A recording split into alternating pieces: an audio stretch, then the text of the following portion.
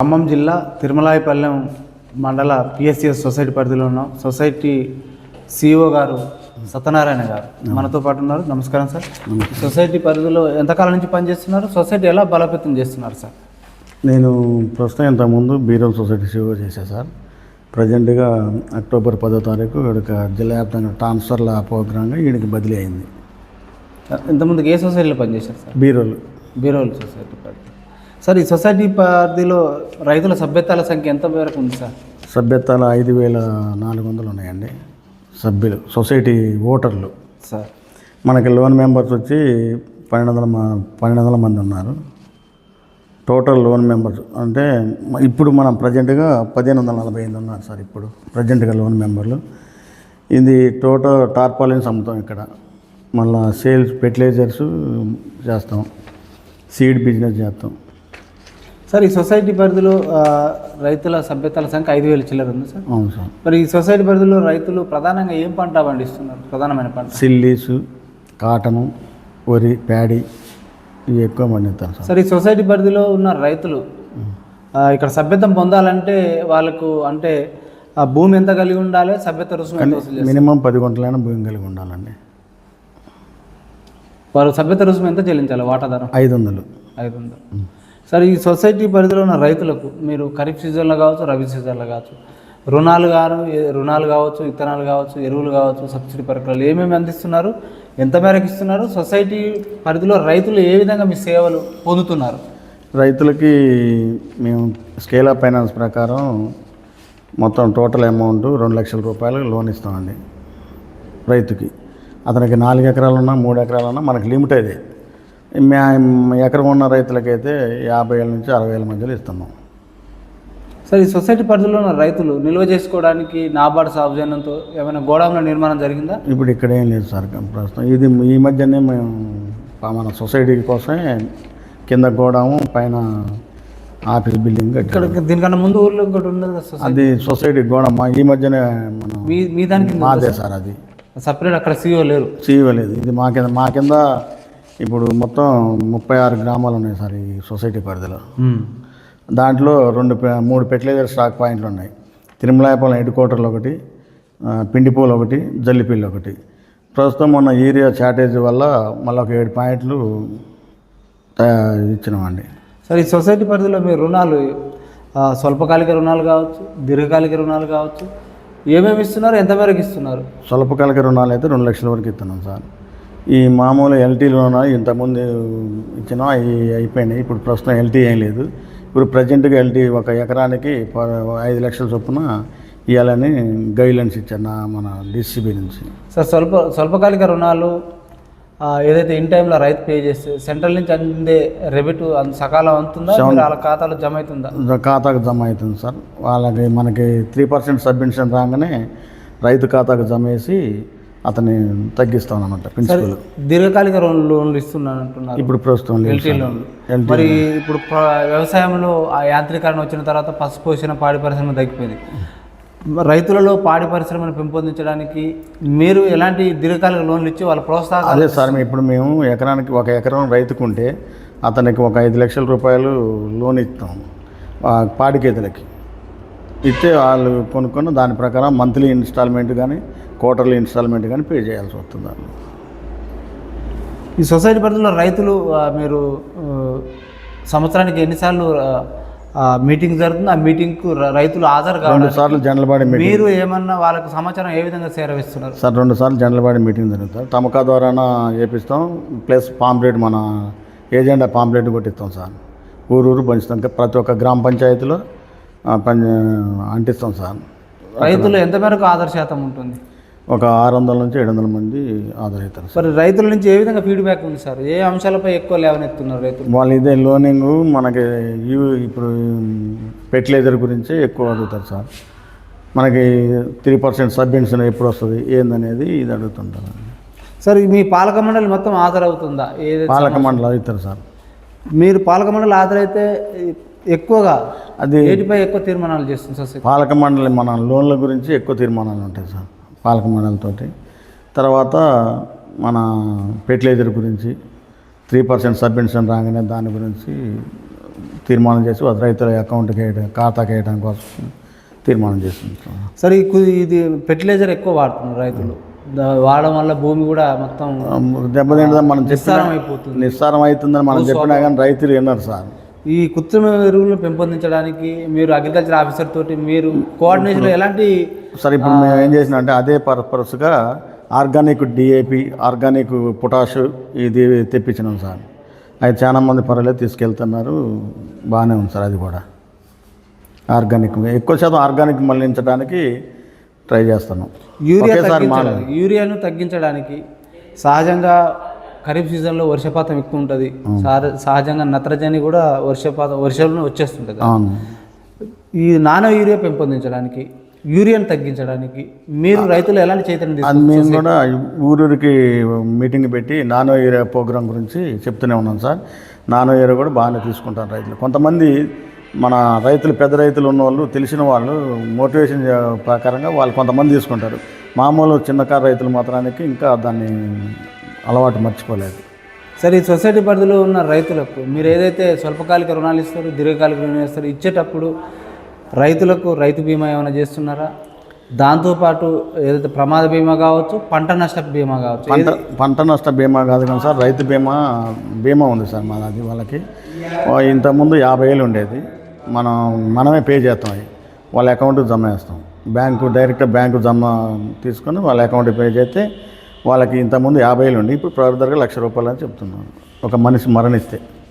Sir, మీరు రైతులకు vote హక్కు ఏ విధంగా కల్పిస్తుంది సొసైటీ? ఓటు హక్కు రైతు వాళ్ళు land xerox, Aadhaar card xerox తీసుకొస్తే వాళ్ళు ₹500 కనుక మనకి సభ్యత్వం చెల్లితే మనం ఓటు హక్కు కల్పిస్తున్నాం. అంటే ఎప్పుడు ఎనీ టైం తీసుకుంటూనే ఉన్నాం. లోన్ తీసుకోవాల్సిన అవసరం, లోన్ తీసుకోపోయినా మనకి వాళ్ళ ఆధార్ కార్డు వాటాదానం వాళ్ళకి లోన్ ఎలిజిబుల్ ఉంటుంది సార్. మీ సొసైటీ పరిధిలో రైతులకు మన ₹2,00,000 ఎంత మేరకు అయింది? రుణం అయిపోయింది. ₹2,00,000 అంటే ఒక 800 మందికి అయ్యింది సార్. ఎంతమందికి తీసుకున్నారు, ఎంతమందికి అయింది? అంటే 1,500 మంది తీసుకున్నారు సార్. మిగతా వాళ్ళకి కొంతమందికి ఆ బ్యాంకులు, ఈ బ్యాంకులు, 2 బ్యాంకులలో ఉండటం వల్ల కొంతమందికి కానీ రైతులకు మరి మీ పాలక మండలి ఏమైనా తీర్మానం చేసిందా? అధికారుల దృష్టికి, సహకార సిబ్బంది దృష్టికి తీసుకుపోయారు? మన ఇంతకుముందు వాళ్ళు పాలక మండలి తీర్మానం ప్రకారం చేయాలంటే వాళ్ళు మిగతా అమౌంట్ 2 బ్యాంకులలో ఉన్న వాళ్ళు మనకి అమౌంట్ కట్టేశారు. ఒక బ్యాంకులో కట్టేది ఇంతవరకు అది ఏమి ఇవ్వలేదు. గవర్నమెంట్ పరంగా కూడా ఏం రాలే, రుణమాఫీ కట్టిన వాళ్ళకి కూడా ఏమి ఇవ్వలే. ఈ సొసైటీ పరిధిలో ఉన్న రైతులు ఏదైతే లోన్ తీసుకున్న తర్వాత అంటే వాళ్ళకు మళ్ళీ ఏమంటారు దాన్ని, రీపేమెంట్కు ఎంతకాలంలో కొంచెం ఇబ్బంది కలుగుతుంది అన్నట్టు, రీపేమెంట్ ఎమ్మటే అవుతలేదు అంటున్నారు. 1 ఇయర్ వరకు వాళ్ళకి కట్ ఆఫ్ డేట్ ఉంటుంది సార్. మార్చిలో మనం ఇప్పుడు లోన్ ఇచ్చినాం అనుకో, మళ్ళీ మార్చి టు మార్చి ఉంటుంది మనకి. ఈ లోపు ఇచ్చినాం అనుకో, మార్చి వరకు మనకి రెన్యువల్ చేస్తే మళ్ళీ మార్చి తర్వాత వాళ్ళకి ఉంటుంది. వాళ్ళు ఇంకా రెగ్యులర్గా కట్టినట్టయితే, ఇన్ టైంలో కట్టినట్టయితే 3% సబ్సిడీ వస్తుంది వాళ్ళకి, రైతులకి. పాలక మండలి చైర్మన్ కావచ్చు, వైస్ చైర్మన్ కావచ్చు, డైరెక్టర్ కావచ్చు, రైతులకు ఖరీఫ్ సీజన్లో, రబీ సీజన్లో, రైతు కోతల దశలో కావచ్చు, జనరల్ జీబీ మీటింగ్లలో సకాలంలో రైతులకు సేవలు ఏ విధంగా అందిస్తున్నారు? రైతులకి వాళ్ళ మోటివేషన్ బాగానే చేస్తారు సార్. రైతులకి మన డైరెక్టర్లు కానీ, ప్రెసిడెంట్ గారు కానీ, ఆ వైస్ ప్రెసిడెంట్ కానీ అందరూ బాగానే వాళ్ళకి మోటివేషన్ చేసి చెప్తుండడం జరుగుతుంది. కేంద్ర ప్రభుత్వ గ్రాంట్ కావచ్చు, నాబార్డు గ్రాంట్ ఏ విధంగా ఈ సొసైటీకి అందుతుంది? మీ సొసైటీ ఇప్పటివరకు క్రెడిట్ డెబిట్ విషయంలో ఎంత బలోపేతం ఉందంటారు? మాది ఇప్పుడు బ్యాలెన్స్లోనే ఉంది కదా, మన ఇన్కమ్లో ఉంది. ఇంతకుముందు 75 లక్షల చిల్లర లాభాల్లో ఉంది సార్. లాభాలు ఏ విధంగా నాబార్డు సహకారం కావచ్చు, కేంద్ర ప్రభుత్వ సహకారం? కేంద్ర ప్రభుత్వం సహకారంగా నాబార్డు నిధులు మనకి మంచిగా అందుతాయి సార్. మన నాబార్డు నిధుల వల్లనే మన అక్కడ గోడౌన్ కట్టుకోగలిగాను, ఎంఎస్సి దాని కింద. ఇక్కడ ఒక గోడౌన్ ప్లస్ ఆఫీస్ బిల్డింగ్ కట్టుకోగలిగాను. అక్కడ షాపింగ్ కాంప్లెక్స్ ఒక 6 కట్టినాం సార్, పిండిపల్లి దగ్గర మెయిన్ రోడ్డుకి. అది కూడా ₹3,500 కిరాయి పర్ మంత్కి కిరాయి మొత్తం సార్. మరి సహకార సొసైటీ సమావేశాలు కావచ్చు, లేదా రైతుల నుంచి మీరు ఏదైతే ఫీడ్బ్యాక్ తీసుకుంటారో, ఏదైనా ఏ సమావేశమైనా, ఏ తీర్మానం అయినా కూడా బైలా నామ్స్కి అనుగుణంగానే జరుగుతున్నాయి? బైలా నామ్స్ ప్రకారం జరుగుతాయి సార్. బైలాకు అనుగుణంగానే జరుగుతాయి. సరే, ఇటీవల కేంద్ర ప్రభుత్వం తెలంగాణ రాష్ట్రాన్ని 311 ఎఫ్ఈఓల విస్తరణ మన ఇచ్చింది సార్. దాని ఉద్దేశం ఏంటంటే ఎఫ్ఈఓల విస్తరణ ప్రతి సహకార సొసైటీలో ప్రతి రెవెన్యూ విలేజ్కి ఇచ్చి రైతులకు సహకార సొసైటీ సేవలు అందాలనే సదుద్దేశంతో ఇచ్చింది. ఇక్కడ ఏమైనా విస్తరణ జరిగే అవకాశాలు ఉన్నాయా? జరుగుతుంది కానీ సార్, ఇంకా మనకు రాలేదు. మన జిల్లాలో ఉన్నటువంటి 5 సంఘాలకు ఇచ్చింది సార్ ప్రజెంట్గా. ఇంకా మన సంఘానికి రాలేదు సార్. 5 సంఘాలతో అయిపోయిన తర్వాత లిస్టులో మనం ఉండొచ్చు సార్. 44 జీవో ప్రకారం సహకార సిబ్బంది వేతనాలు సకాలంలో అందుతున్నాయి సార్. మీకు ఇన్సూరెన్స్ సదుపాయం ఉందా సార్? ఉన్నదండి. అదే 44 జీవో రాష్ట్ర ప్రభుత్వం విడుదల చేసే సహకార కమిషనర్ గారు. అవును సార్. అది దాని ఉద్దేశం ఏంటంటే ఎక్కువ కాలం సీఈఓలు ఒకే సహకార సంఘంలో పనిచేయడం వల్ల అక్కడ అవకతవకలకు దాని నష్టానికి గురి చేసిన అనేది బదిలీ ఉద్దేశం. ఆ బదిలీలను మీరు స్వాగతిస్తున్నారు? ఒక సీఈఓ బదిలీలో స్వాగతిస్తున్నాం సార్. అంటే ఆ బదిలీలో స్వాగతిస్తున్నాం కాబట్టి బీరోల నుంచి ఇక్కడికి జాయిన్ అయినా సార్ నేను.